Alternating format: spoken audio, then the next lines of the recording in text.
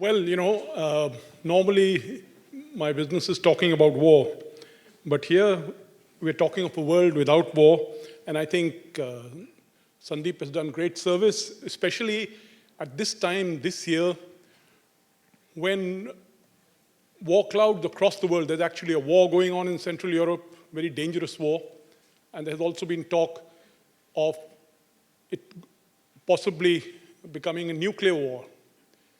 In such circumstances, something like this, which would aid in trying to reduce the risk of war, is an invaluable contribution to scholarly literature. So congratulations, Sundeep, on this. I had to speed read both the books, but luckily enough, I have managed to read both of them, make a lot of notes, etc. And congratulations to Sundeep for writing this fantastic book. And also a little delayed, but congratulations to Anirudh also for a very important book. And as they say, everything changes within 18 months of technology. Since the book has come out, I think we've seen tectonic shifts already happening on the technology landscape. Right. So hopefully we'll have a very interesting discussion.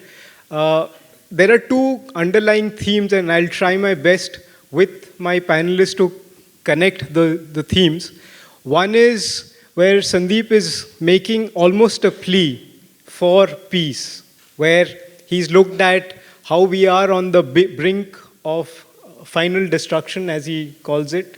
We are also becoming, as societies, as governments, as people, quite, shall we say, casual about accepting destruction, where I think a figure you mentioned is that 20% of people consistently in the United States are perfectly okay if the US goes out and nukes who they think is one of their opponents. So that kind of groups of people are now emerging, and they're quite clear that they don't have any problems if you end up with a lot of destruction, etc. And he goes, and at some point we were debating this, that he almost makes a point that let's not develop technology any further, to which Anirudh then stepped in and said, he's not exactly saying that, but there are certain kinds of technology which we should not be developing. But what we've also realized is technology is something that you can't really restrict it, because if you try restricting it, you end up killing innovation. If you kill innovation, then where does tech come from? So with that, over to you, Sundeep. A few opening remarks about your book. Thank you, Saikat, and I hope I'm audible. So we live in the most dangerous epoch in the history of human species. Over the last 75 years, we have accumulated 10,000 nuclear warheads. There were 66,000 in the 1980s. They have come down to 10,000, but their lethality has increased. And we are not satisfied with that. We are trying to develop even more cataclysmic weapons. Not only that, we are handing over the control over weapons to machines and to algorithms. Artificial intelligence is taking over. Hypersonic missiles, deadly pathogen, lethal autonomous weapons. These are the weapons of not only tomorrow, but these are the weapons of this evening. They are already emerging. And with this kind of a cocktail of weapons of final destruction, we may sleepwalk into a war, a global war of mass destruction, final destruction, either by accident, or by incident, or by intent. So we are really looking at a deep chasm from where humanity has no escape. That's the warning. That's the wake-up call I'm issuing in this book. But my book is not just about the dangers. It's not only about nuclear weapons or biological weapons. It's also about how to find a way out. Human civilization faces the crisis of survival because of a global war, a potential global war in the next 5 years, 10 years, 15 years, 20 years, sometime. You never know, maybe in the next 15 days because of the if there are unexpected developments taking place in Ukraine. So we have to come out of this precipice, move away from the precipice. And we have to build a new approach to the future of human civilization. And how do we do that? How do we reinvent the United Nations?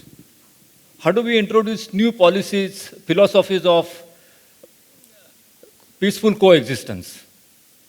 How do we conceive a new global social contract? These are the issues.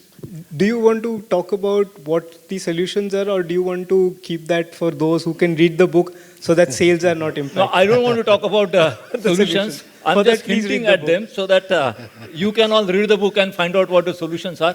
But I only want to say one thing before we move on, that we need to find these solutions, including those which are there in my book and which are there in discourse generally globally, not only because our survival is at stake, but also because I believe that hope is feasible.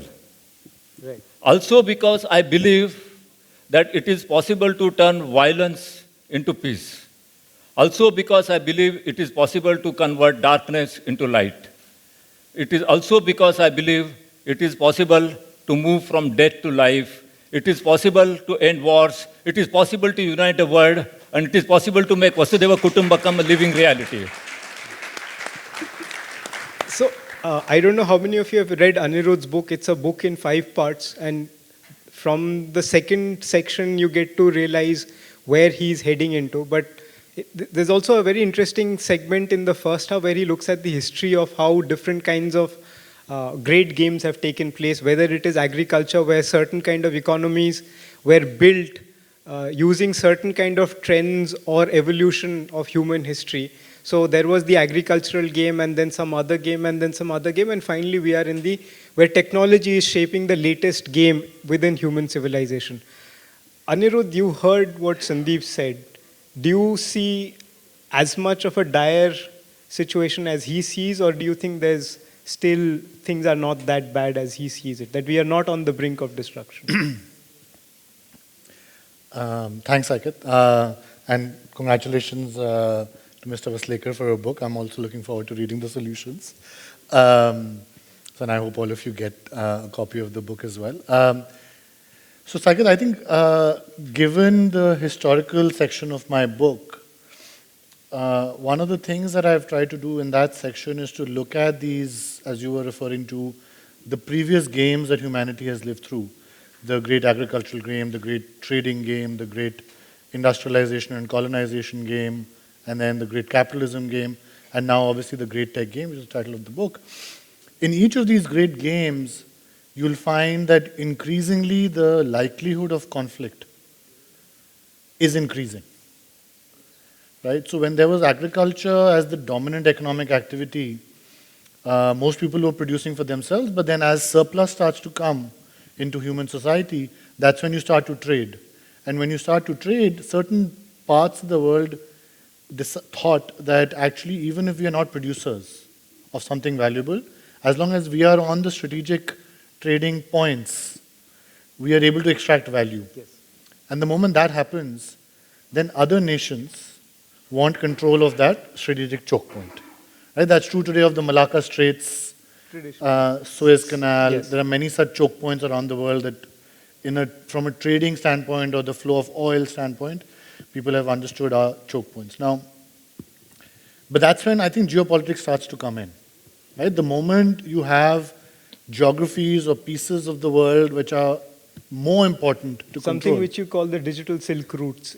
Correct. So in the modern day, avatar of it is almost the digital silk routes. Yeah. And they come with their own dangers and desires for control. But the point I'm trying to make is that actually over time what's happening is that the stakes are going up.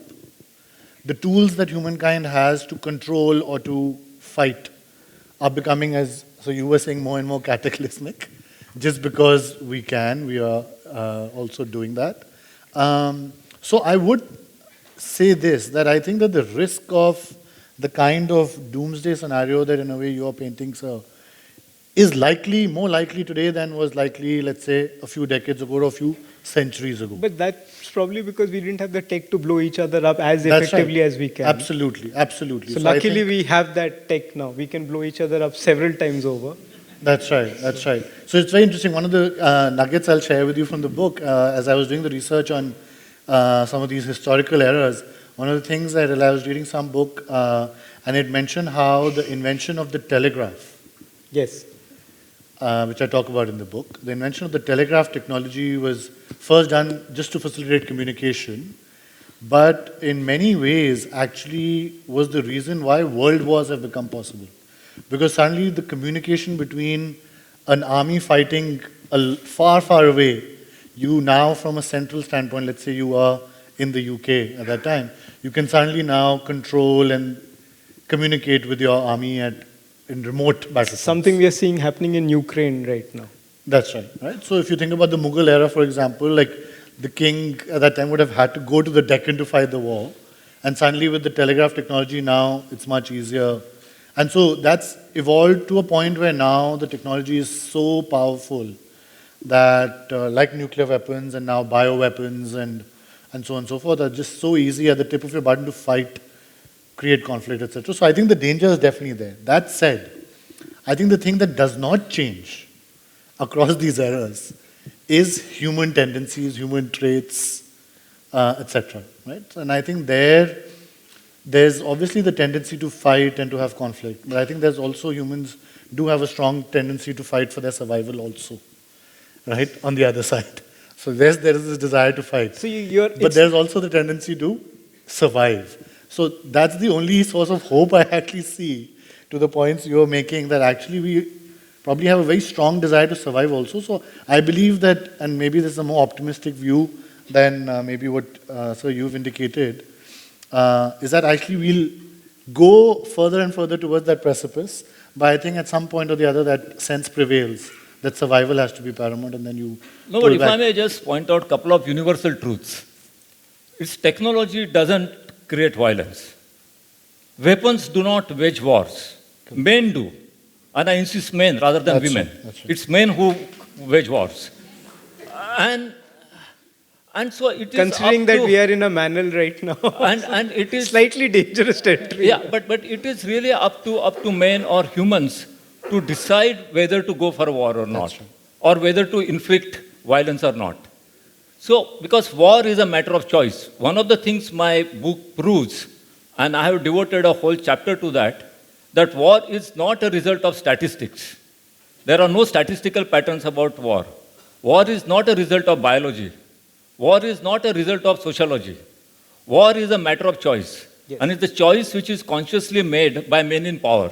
And in some cases women, but mostly men in power.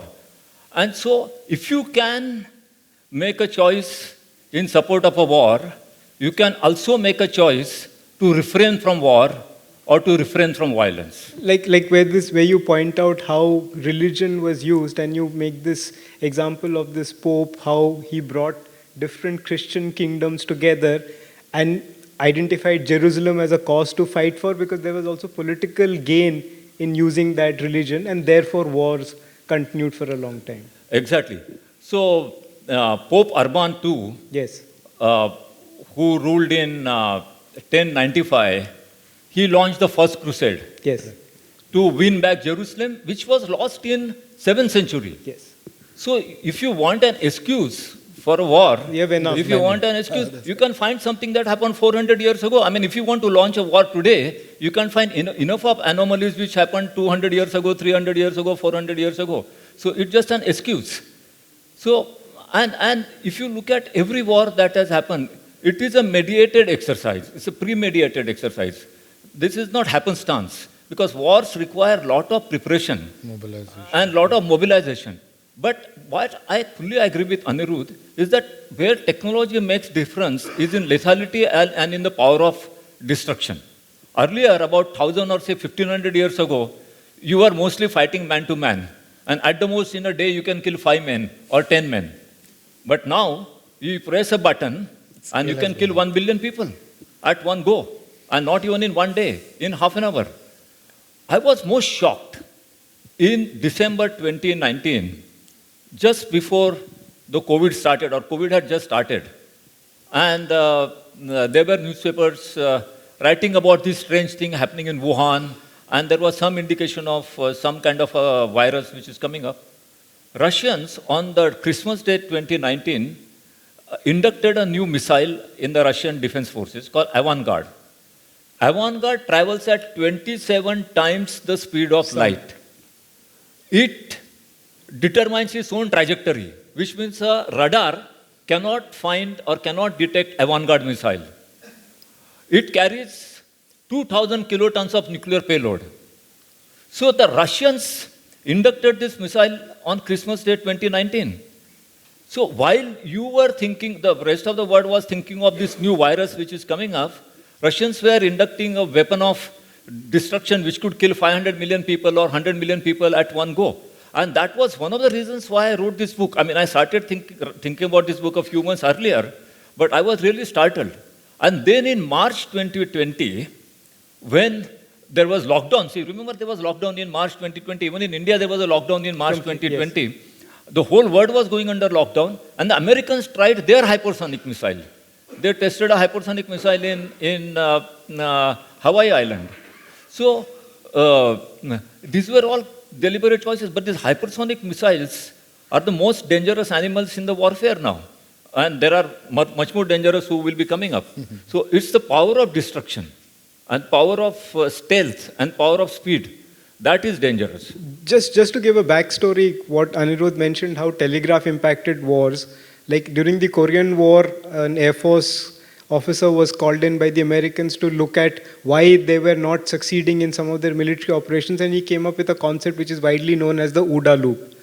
And which was basically that how much time you take to observe, orient, take a decision, and then act on it. And his hypothesis was the lesser the time taken, the more effective war will be, and you will be dominant in a conflict. And in Ukraine, we are seeing where by crowdsourcing Russian targets, the Ukrainians managed to reduce their ability to hit at a Russian target by crowdsourcing information and getting geotags, etc., to about 10 to 15 seconds, within which moment they acquire a target, they take it out. So technology, a lot of tech, and the stuff that you've mentioned in your book, Anirudh, comes out of conflict, comes out of tension. So it's like, it's inevitable. Like the internet, which we celebrate, was a DARPA project, where it came out of US need for defense technology and secure networks, so on and so forth. So as we see more and more tech progress, you've also talked about regulation, and I'll come to that, where countries are trying to regulate it. But is it really possible for tech and peace to go together? Because doesn't tech, to evolve, need a lot of tension in the room? No, I think that they can definitely go hand in hand. I think tension or peace, just to clarify. Technology and peace can definitely go hand in hand, as can tension, right? I think that it's a matter of managing how far you let that conflict or that disruption go, right? There's a breaking point beyond which you likely result in war, right? And that's what most countries are often tension, like what you would call brinkmanship. Everyone's testing the other's sort of limits and boundaries, right? But I think technology and peace, the reason I'm saying it can go hand in hand is, see, most of the technologies that have been developed in the world, and you can go back millennia for this, have often actually been invented, while DARPA and some of these examples from recent times would make you think that they were invented for military purposes first and then found civilian uses. That's not always the case. And in history, you look at it, a lot of technologies have been invented for civilian use, to make your life more efficient, to help you earn more, to help you communicate better, etc. And so I believe that we should not paint technology with such a broad brush to say that technology always leads to conflict. That technology needs conflict to develop. That's not true. Today in India, if we are developing Aadhaar and the UPI and technological infrastructure like that, today there is no military use of it. Today there is no geopolitical use of it. Right? Today it's being largely developed for financial inclusion. Right? And that's a very good goal for a country like India, where you have such massive chunks of our population who are not in your banking system, in your financial systems. Now, that's another example. But on the other hand, as you rightly said, there are many technologies, we were talking about bioweapons, that are being exclusively developed first for military purposes. And then it so happens that there are then civilian applications of it that might come in the form of better vaccines, better antiviral vaccines, etc. So I think it's often an interplay between the civilian and military use of technology. I think as a country, as a world, we should obviously be much more focused on the civilian use than on the military use, but in many countries now around the world, especially the US, it's known for its military-industrial complex. There the formula also almost seems to develop on the military side first and then come to civilian. But what you're finding is that as governments are becoming financially less powerful almost vis-a-vis big technology firms, the big technology firms are typically putting more of their R&D budget on civilian use technologies. And the government is now trying to see, okay, which of these civilian technologies can I now use? Whereas earlier, the DARPA project you mentioned, it was the government that was spending a lot more, and then the companies like Intel, IBM were saying, okay, what part of this can we now put into, let's say, personal computers, right? So I think it's this interplay that we need to keep in mind, and hopefully we'll move more and more to civilian users of technology. Which brings me, Sundeep, a very interesting aspect is, as an example, so he also mentions that there are two kinds of people who do not believe peace is possible, and there are those who refuse to believe that you cannot do without military power, etc. That's another theme. But also in the book you say that actually it's been done, and then you start giving examples of certain countries which have done it. Like Switzerland, since the 15th century, I think they haven't had a war, as you mentioned in the book.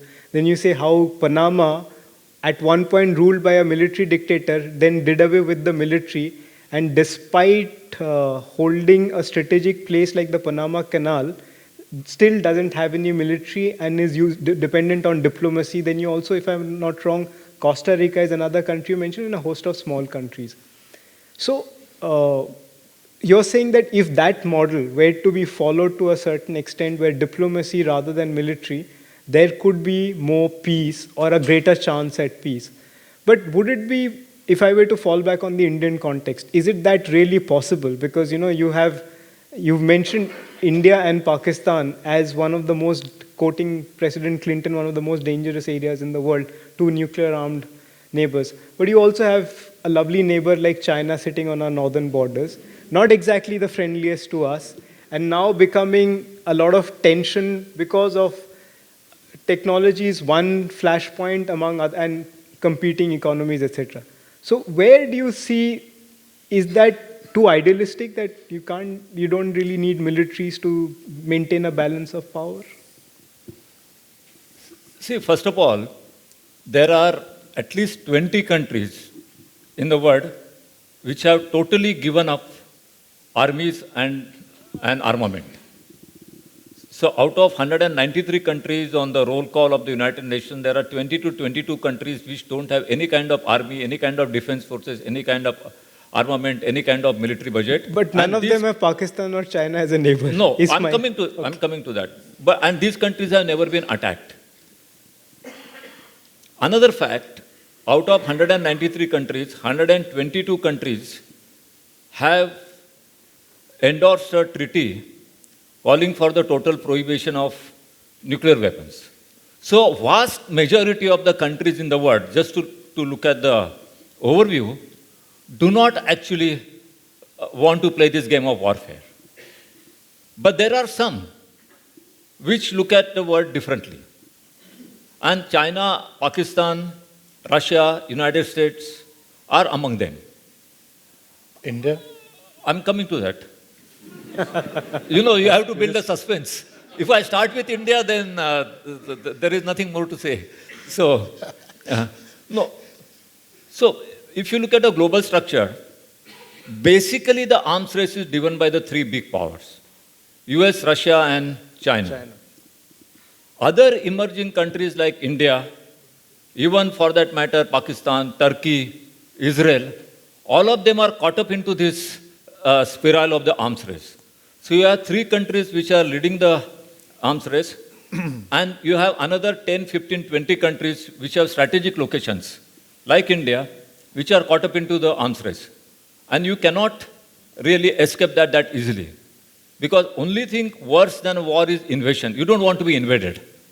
You don't want to live subservient. You don't want to live like a ghulam to a country that is invading you. So obviously you have to prepare for self-defense.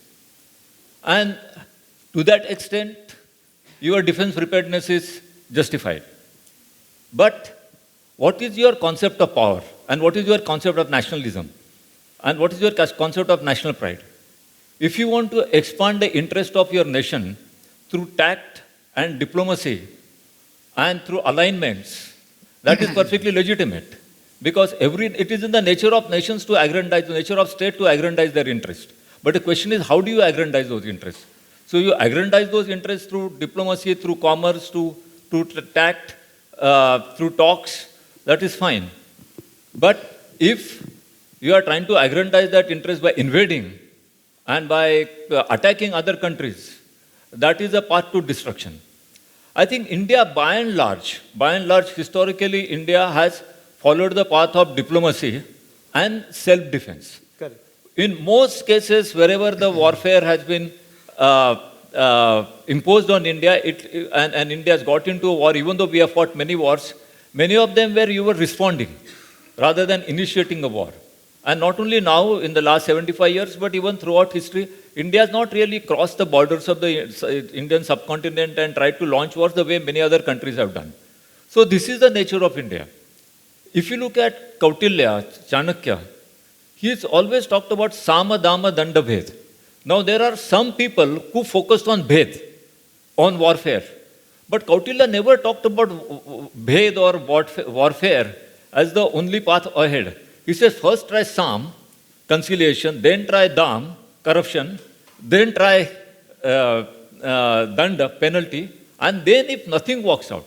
Now, we are sitting in Mumbai, we are not too far from the Oberoi Hotel, Trident Hotel, which was attacked by terrorists. Now, if there are 2 or 3 successive, very huge terrorist attacks on India in future, and particularly on urban India, on Delhi or in Mumbai, and I won't rule that out at all, by terrorists sponsored by the Pakistan's Inter-Services Intelligence Agency, if you have 2 or 3 attacks, you are going to respond. Yes. There is no alternative but to respond. And if that response is with conventional weapons, initially, you will never know when inadvertently it will climb the technological ladder and go into a nuclear war. So a possibility of an inadvertent nuclear war between India and Pakistan cannot be ruled out. So what you really need to do is the prevention of any such possibility. And for that, you have to work on many fronts, on self-defense as well as on diplomacy at the same time. Which brings me to this, which I found, there are 2 themes which I found very similar in both your books. And taking from where Sundeep just mentioned, but you also look at something like the BRI in your book. And part of the rise of China and its technology prowess, and, I think you mentioned a very interesting statistic that out of the top 10 construction companies, the top 7 are Chinese or something to that effect. And their need for BRI, which is also trying to reshape the geopolitical landscape through that BRI, where not only their construction companies, their technology, etc., find easier access to markets and therefore takes care of a lot of problems that the Chinese economy is beginning to face and so on and so forth. So do you think what Sundeep is talking of in light of such kind of things, that you don't need militaries, diplomacy is enough, etc., do you think that's really feasible, possible, realistic? So I think the Kautilyan philosophy of those 4-step process that you can follow is probably a very good guide in many ways for India to follow. But I think that the philosophy that India follows is also changing, right? Where earlier we might have been very focused on self-defense, and we were okay for someone to attack us 2-3 times before we would decide that, okay, maybe it's time to now impose some kind of penal damage on the other side. And this goes back not just to our India-Pakistan conflict or with terrorists from across the border, it goes back, into history. If you think about Nadir Shah coming and invading, right? He comes multiple times, right? And when I read history, I'm amazed. Like, the same guy is coming at the same route again and again and looting, and you're not doing anything. You're waiting for the attack to happen. And it sort of baffles your mind when you read history, and maybe the circumstances we don't understand fully today what existed then. But I think that the view and the philosophy of India today is changing. And why is it changing? I think one, maybe certain different political streams of thought are emerging into the mainstream. That's one, as many of us know. I think the second piece is actually that India's own economic stakes in the world are rising. One of the reasons we have not been so concerned beyond our own regional area, regional neighborhood, has been because our economic interests, our political issues have been largely confined here. But I think much like now China is looking through this BRI thing outward to the world, slowly we will also have our own BRI. So it's not that necessarily we'll have a BRI, Saikat. I think that we might not even be able to have a BRI because that's very hardware and construction focused, right? What I write about in the book is that actually India might have a more digital BRI type perspective on the world, which would, or if China's BRI is known for promoting hard infrastructure globally, India's version of this engagement with the world will actually be on soft infrastructure.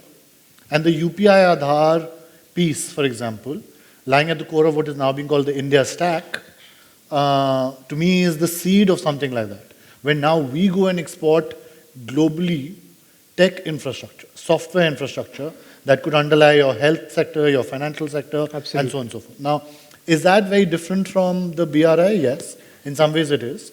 But in many other ways it's not. It's like sort of expanding our economic interests. Now, the moment those economic interests expand, the problem is you will hit into conflict, right?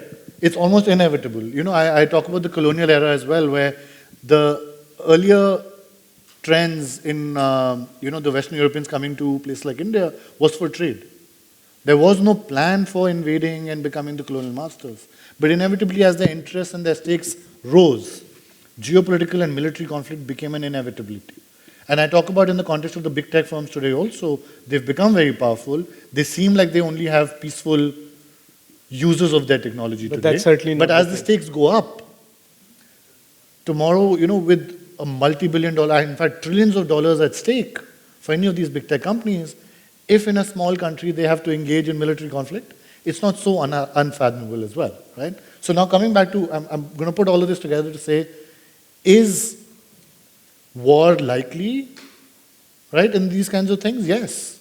Accidentally, yes. But I think I am more of a realist in my view of politics and geopolitics. I believe that economic interests, when they come at stake, then whether it's nations, empires, big tech firm CEOs, they will act geopolitically to protect their interests, right? And that's when war actually becomes very likely. So if we want to prevent that kind of situation, I believe actually the way is to think about how do you make sure that things don't reach at that brink sort of point of no return, right? Where you don't let the stakes become so big for one or a few people, right? You don't want big tech firms to become so powerful that governments feel so threatened and pushed on the corner, right? That somehow military conflict or some kind of cyber conflict then emerges. I'll ask a few follow-up questions to that in the next and the last segment of this conversation before you open it up. And I'll just mention one other point because I think that's important for us to This consider. is just one question that I wanted to. So you are therefore saying that you would still like to have military power very much in place It's and not inevitable. entirely depend on diplomacy as Sundeep is making a case I think for. all of us would love for No, that. but I'm not saying you entirely depend on diplomacy. I'm saying defense and diplomacy go together. I think this is a nuanced that's argument that that's says what you've I'm got to saying. have self-defense capabilities. You've got to have No, diplomatic... because there is this tension also in the book that you say that military is also seen as an effective ways to maintain peace because it helps you also keep the balance of power. That's right. But you give the examples of countries like, say, Panama, Costa Rica, etc., where they don't need the military or defense spending has gone down substantially, a key argument in your book to achieve more world peace. Is that really feasible is the point? No, see, the point is out of 193 countries in the world, 170 countries or maybe 165 countries have a defense expenditure of less than $1 billion each. So we are not talking about just some small countries like Liechtenstein and Panama and Costa Rica. 170 is vast majority of the countries. So vast majority of the countries in the world want to live peacefully. In the last 20 years, after the end of war in Sudan and Eastern Congo, and between Ethiopia and Eritrea more recently, there hasn't been any war between any two states in Africa, with the exception of Ethiopia-Eritrea war, and there is a frozen conflict of Western Sahara. But Africa, which has so many internal conflicts, it's a continent with 50 countries, and there haven't been too many wars in the last 50 years. So the vast majority of countries want to find a way to live peacefully. But there are other countries, out of which some are driven by military-industrial complex, the three big countries, and there are some which are trapped into a whole environment of their geostrategic location, the forces created by the three leading countries, which are involved in the arms race and which have to take care of their self-defense and which have to take care of any kind of eventuality in the future. So the reality of the world is not black and white. It is complex. And you give the example of Germany also, where in the last 150 years, from a country that has engineered many wars, it became a country which has been desperately trying to seek and ensure global peace. Exactly. I mean, Germany froze its military expenditure to about $50 billion from 1980s until 2022. When Trump, and it's only after this Ukraine conflict and when a social democratic and a Green Party government was elected, ironically, Germany decided to increase its defense expenditure substantially in their reassessment of... see, finally you are driven by threat perception. yes. Your decision to incur military expenditure or to be prepared for a war or to actually go into a war is determined by who are your enemies, how many enemies you have, and how lethal those enemies are going to be and what those enemies are going to do. And that is the primary determining factor. Now, a country like Switzerland hasn't fought a war for the last 500 years. The last war they fought was in 1515. Yeah, but you also point out that in the early 20th century, Europe as it existed passed a resolution saying they recognize Switzerland's neutrality. Switzerland neutrality. But I don't see the Pakistanis or the Chinese doing that in our neighborhood, recognizing India's neutrality. No, they won't not do even that. Nepal. So, Exactly. Or Bhutan. or Bhutan, correct. Yeah, exactly. No, I think the stakes is what matters, and I think the stakes now are becoming a lot more. I think the claimants of those stakes are now in much more of a conflict, like the US and China, and as a result, Europe has to step up. So I think it's actually a complex, as anything is. War is a complex phenomenon. Multiple drivers drive it. Today, we are at the brink of war, not just because of this geopolitical conflict.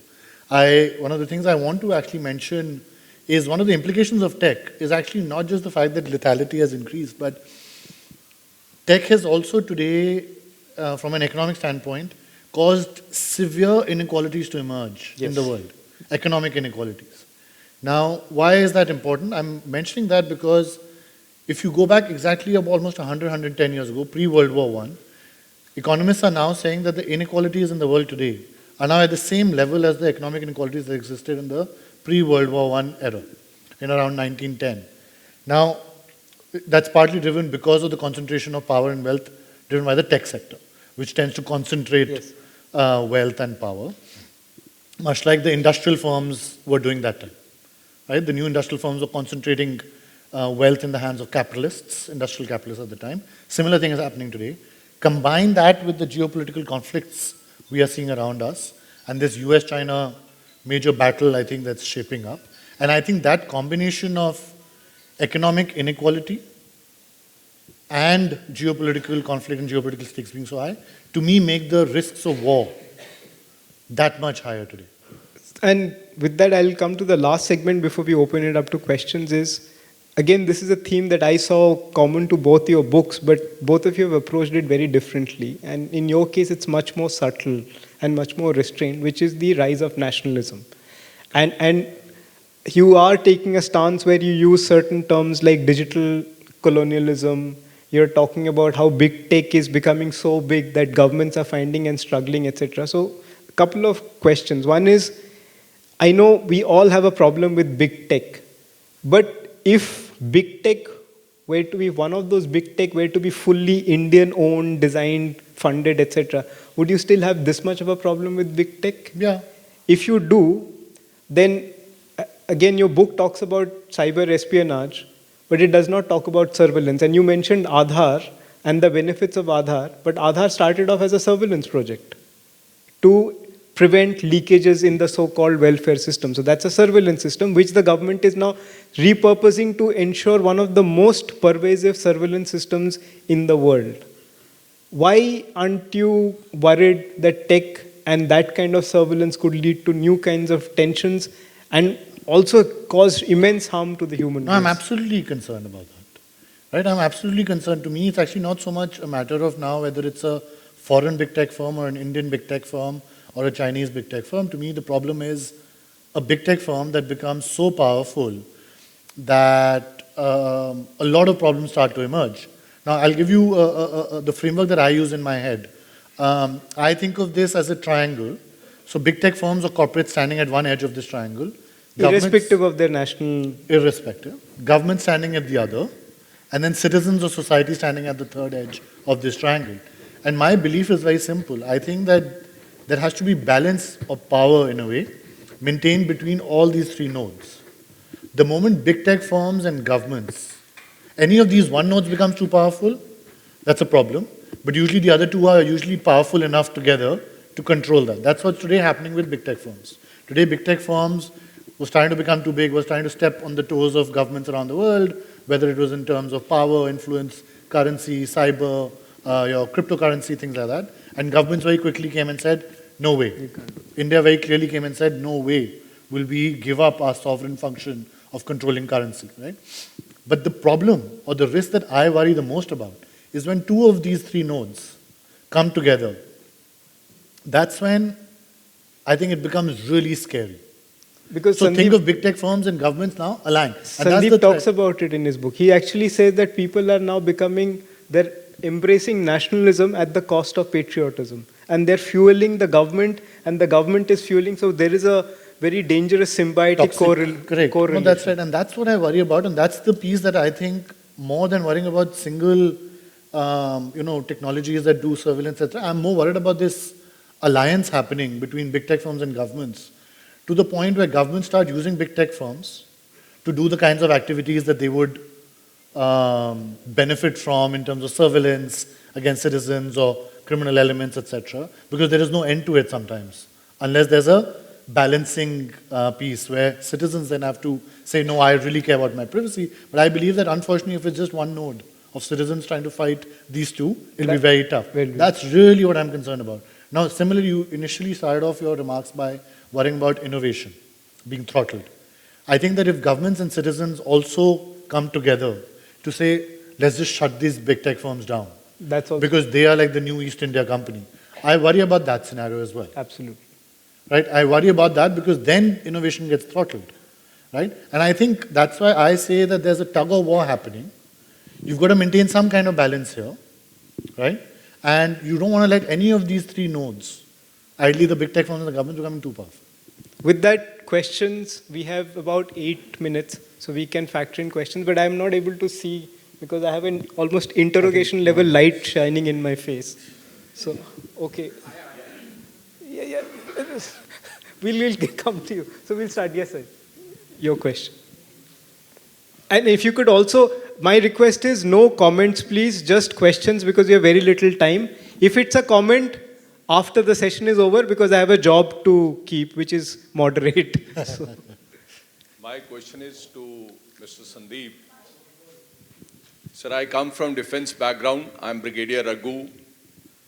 Sir, even the country which had the worst suffering was Japan after combat. So they took a decision that they will not spend that much budget for the defense. But today, they have changed their policy.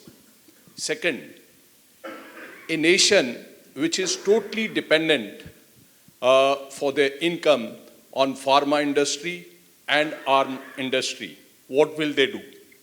Americans were worried when a machine flown by an Indian, which was 1985 vintage, and brings their machine, which was few days old, F-16, they were worried the flashpoint, what we were talking, that there will be a war between two nations. They were not worried.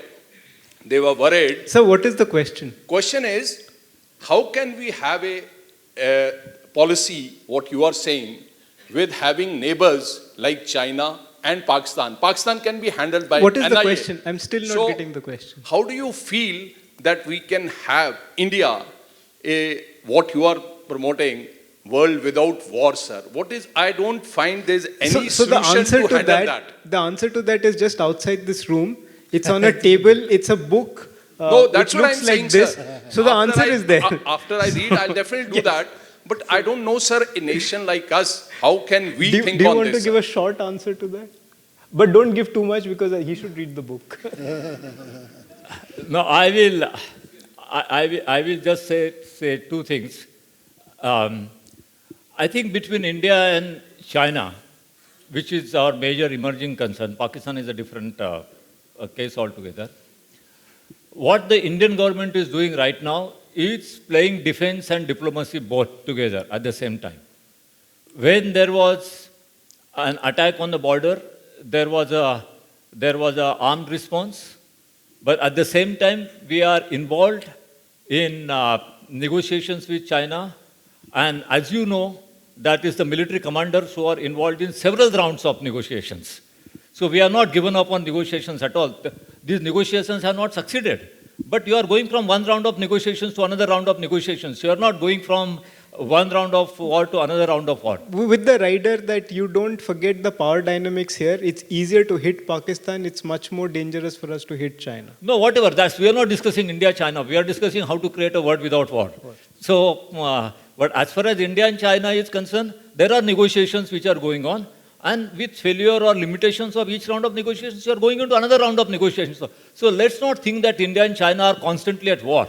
There have been incidents of warfare, and we have defended our border, and we are trying to defend our border. And if the Chinese get into aggression again, I'm sure our armed forces will want to defend the border, and they're capable of defending the border. I have no doubt about the capacity of our armed forces, but at the same time, I have no doubt about the capacity of our diplomats also, who are involved in negotiations. Yes. No, behind you. I'll just come. So so the question is, wars have always been about land grabs, right? It was. Sorry, we didn't get that. Hello. Yeah, the wars have always been about land grabs. It was the case in the past, and it is the case in the present right now. My question is more towards a futuristic one, where do you think this will also be the case when humanity lands on a new planet, that is, say, Mars? So can wars happen on a new planet, Mars, as well, if we go on continuing? Do you want to go off planet in this Yeah, session? of course. I mean, see, I go back to the point I made earlier. Technology might evolve. We might go from this planet to the other. Okay, we might go from this country to the other. Human traits don't change. So even if we go to Mars, we will fight. I mean, I Right? was So expecting. to me, actually, I worry that going to Mars is going to become the cause of conflict, just like going to the moon today is becoming a cause of conflict. Now, you hear the countries like the US and China talking about the moon now. They're using words like colonies. Okay, think about what this means. To me, I've written so much about history, my ears automatically perked up. I was hearing President Obama and everyone talk about colonies again. And everyone's okay with that. They're forming colonies on the moon. What will that happen? Eventually, the French came and formed colonies in different parts of India. The British came. Eventually, the British and the French also fought, and we suffered. Now, the same thing might happen because they are trying to fight for colonies on Mars and moon. So I don't think that going to a different planet means that we will not fight. We will definitely fight. In fact, because of going there, we might fight here. Let me just clarify that Anirudh's book was written before a gentleman called Mr. Musk bought Twitter, who also wants to go to Mars. So you should expect a quick revision and an addendum to the book very soon. First buy this version. First buy this version. So that you can, yes, ma'am. You wanted a...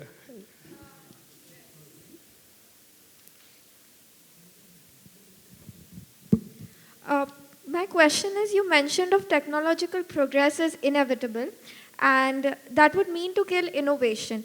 But if it is done for political reasons to maintain peace, how is it exactly putting an halt to new innovation which is meant for destruction? Can you repeat the last part again? Like the last.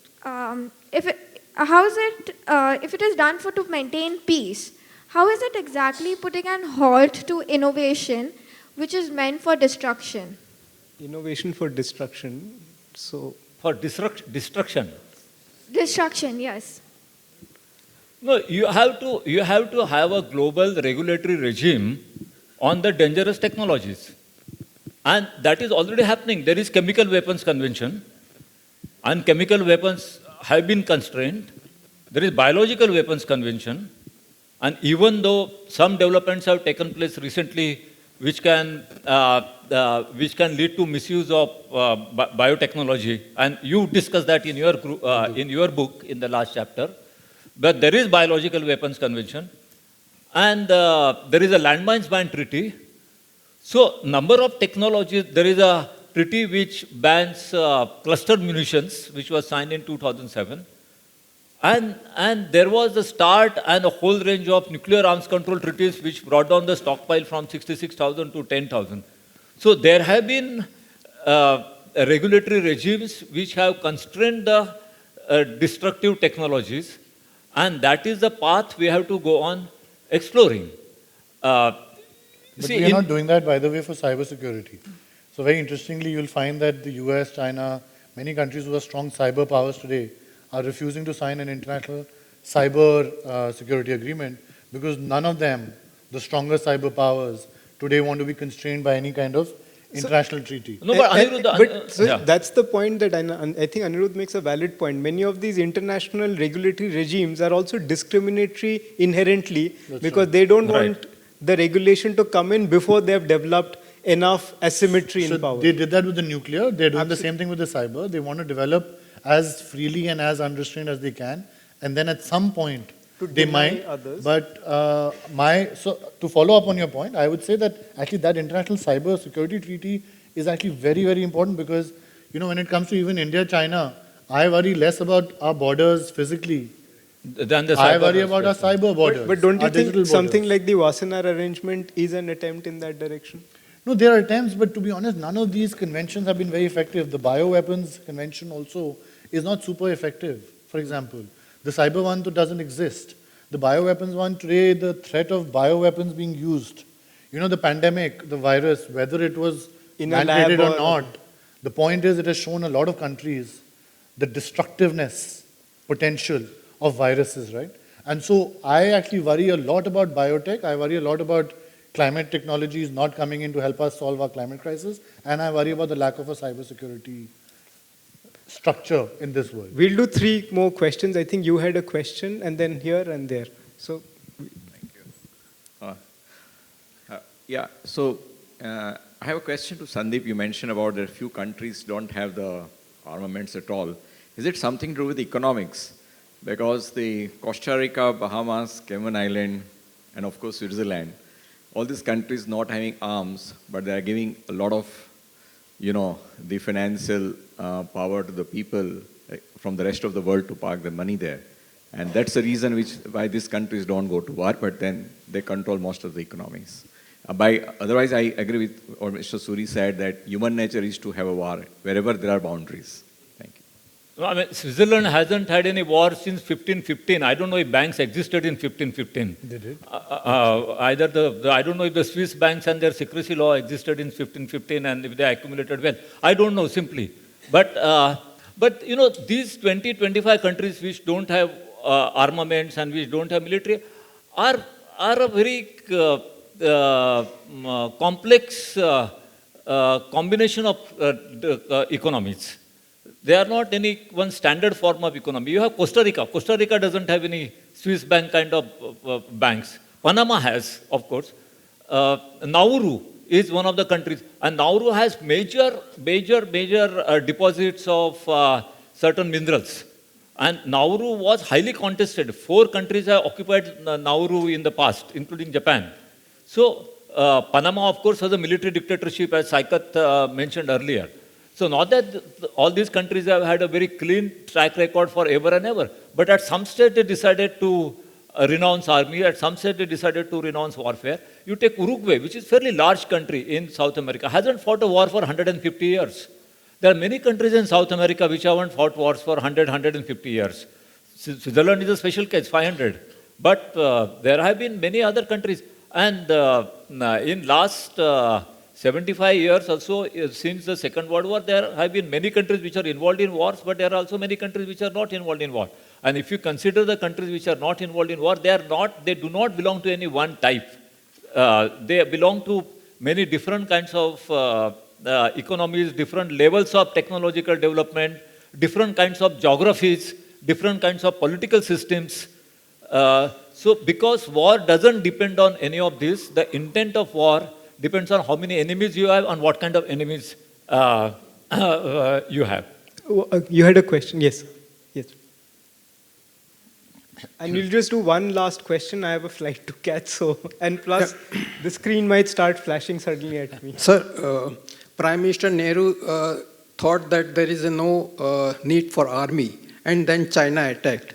Now, my question is that India can become a Switzerland, provided we give up the full Kashmir, Ladakh, and Arunachal Pradesh. Are we prepared to give up all this area demanded by Pakistan and China? We can become a definitely Switzerland.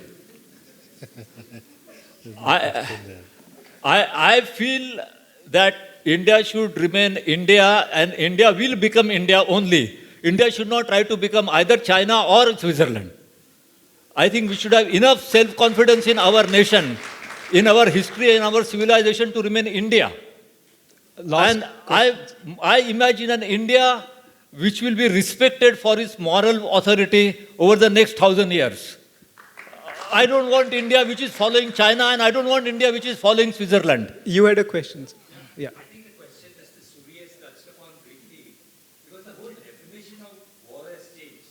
It's no longer about military and weapons. If Israel can knock out Iraqi and Iranian reactors without firing a shot, that's an act of war. If tomorrow China knocks out a power system, that's an act of war.